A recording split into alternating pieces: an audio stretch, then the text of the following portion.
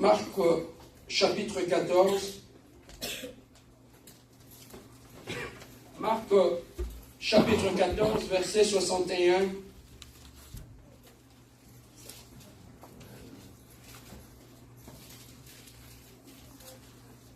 Marc chapitre 14, verset 61 à 63. Marc chapitre 14, verset 61 à 61. Je lis au nom de notre Seigneur Jésus-Christ. Jésus garda le silence et ne répondit rien.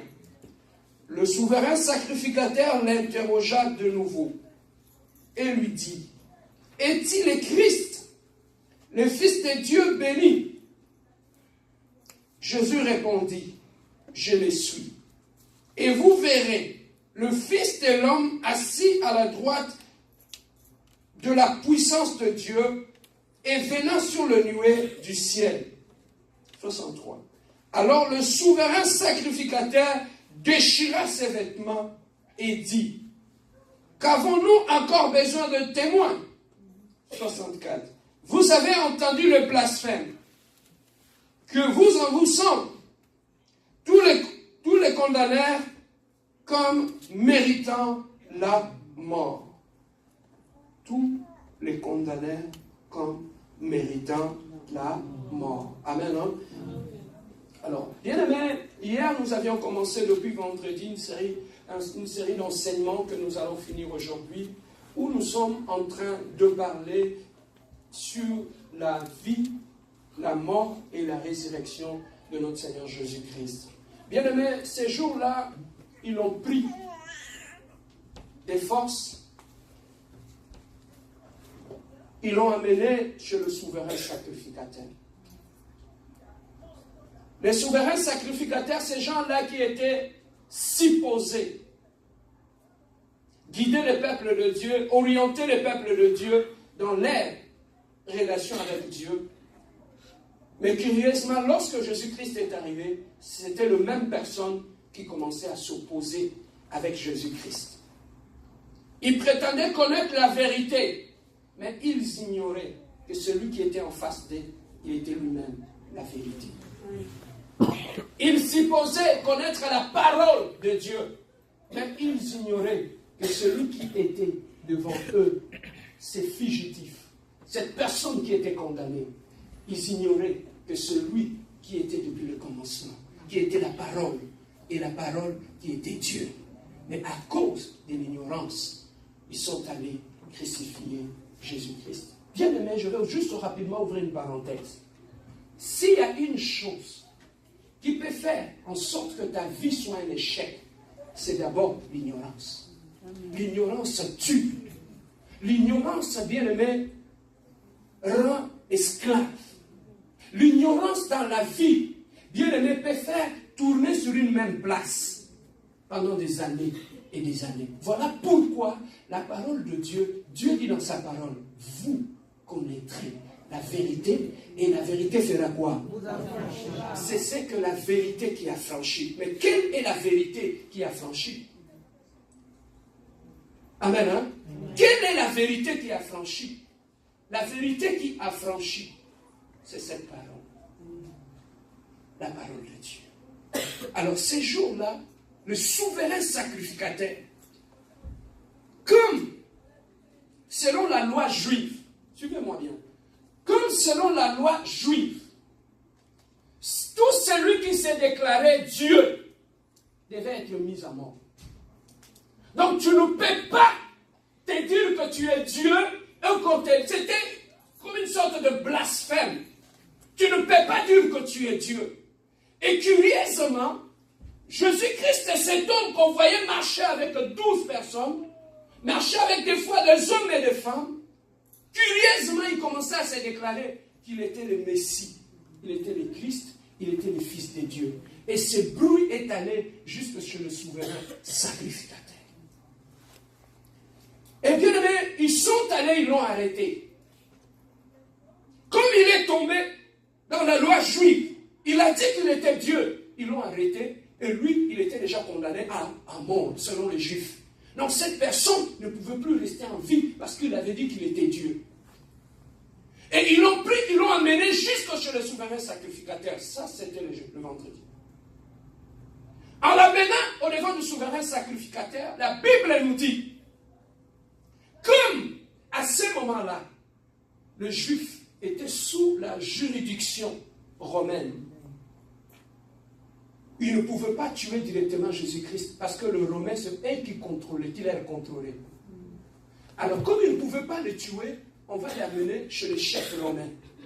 Les chefs romains qu'on a amenés, c'était qui? C'était Ponce Pilate. Et ce jour-là, toute l'humanité regardait. Celui qui était Dieu, on commençait à le traiter comme un malfaiteur, comme un voleur. Ils l'ont amené, bien aimé, ce jour-là, devant Ponce Pilate. Et Pilate a regardé Jésus-Christ et a dit, de quoi vous l'accusez? Ils ont dit, mais cet homme a dit qu'il était le Christ, le Fils de Dieu, donc il était Dieu. Pilate a dit, moi, je ne vois rien dans tout ce que vous l'accusez de politique, parce que lui, il était le procureur.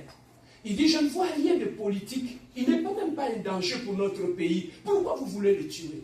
Ils ont dit, non, non, comme toi, tu veux prendre sa défense, on va aller parler à César. César, c'était comme leur chef, son chef.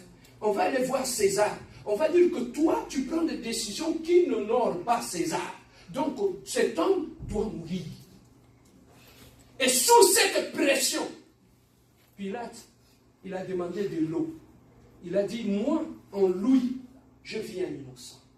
Je n'ai pas vu un coupable, mais je vais laver mes mains devant vous, pour que le sang de cet homme ne tombe pas sur moi. Il avait ce jour-là lavé ses mains, et ils ont dit, comme toi, tu ne peux rien faire, nous allons le tuer.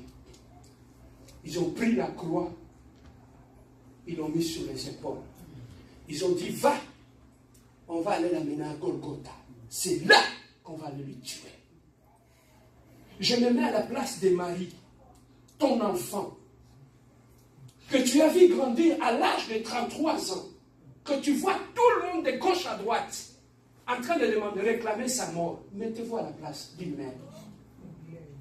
Que tu suis ton enfant avec une croix dans ses bras, jalonnant les chemins de la croix, et que tout le monde criait, il doit être nourri, il doit être mort. Alors que cet homme avait nourri les gens qui avaient faim, il avait guéri des gens, il avait sauvé des hommes. Il y avait des femmes qui pleuraient, il y avait des hommes qui étaient là qui pleuraient. Et jusqu'à ce qu'il est tombé, pendant que les femmes s'approchaient de lui avec une croix, les femmes se déchiraient leurs habits, voyant la souffrance de cet homme. Et Jésus-Christ leur a regardé, il a dit, ne pleurez pas pour moi, pleurez pour vos enfants.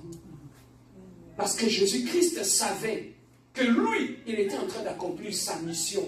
Mais vous, femmes, vos enfants, ils ne me connaissent pas. Pleurez pour l'ignorance de vos enfants. Mais moi, je suis en train d'aller accomplir ma mission. Bien aimé, ils étaient en train de le pousser à la mort. Demander la mort.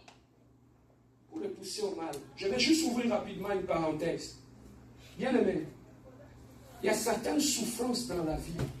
Ce ne sont pas des souffrances. Si Dieu a permis que tu traverses cette humiliation, cette souffrance, c'est parce que Dieu était en train de te pousser vers ta destinée. Sur le chemin de la destinée, ça peut paraître comme une malédiction te suit. Mais Dieu est en train de te positionner pour t'amener dans ton endroit. Je reviens encore à ce que j'avais dit pour l'avion.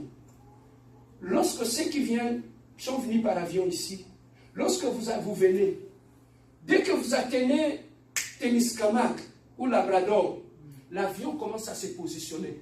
Pour se positionner à la direction du piste d'atterrissage.